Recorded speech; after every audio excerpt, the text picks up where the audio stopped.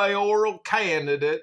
Hey, friends, how are you all? Go to JohnKidoverChicago.com or ChicagoMayorVote.com.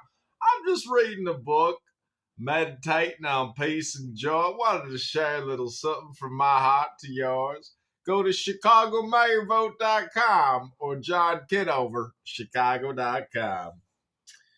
What more magnificent than the enthusiastic faith recorded during so many centuries to the most incomprehensible and, humanly speaking, to the most revolting mysteries? On this occasion, you will say the miracles came from God, and one even employs them as a proof of the truth of religion. But what? Heretics, too, let themselves be killed for dogmas. This time, quite frankly and really absurd. They then sacrificed both their reason and their life to their belief. Oh, for heretics, it is evident that the devil was responsible. Poor folk, who took the devil for God and God for the devil?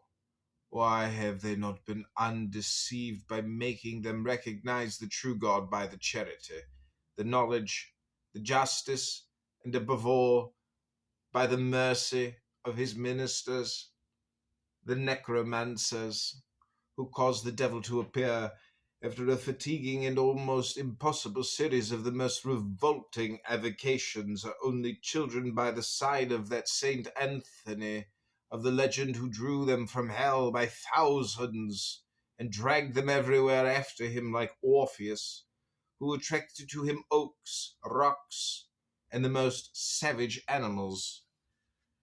Callot alone, initiated by the wandering Bohemians during his infancy into the mysteries of black sorcery, was able to understand and reproduce the avocations of the first hermit.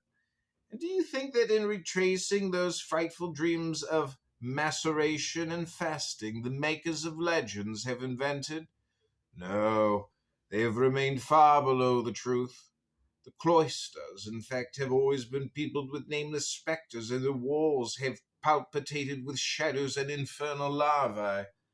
Saint Catherine of Siena on one occasion passed a week in the midst of an obscene orgy, which would have discouraged the last of Pietro di Aretino.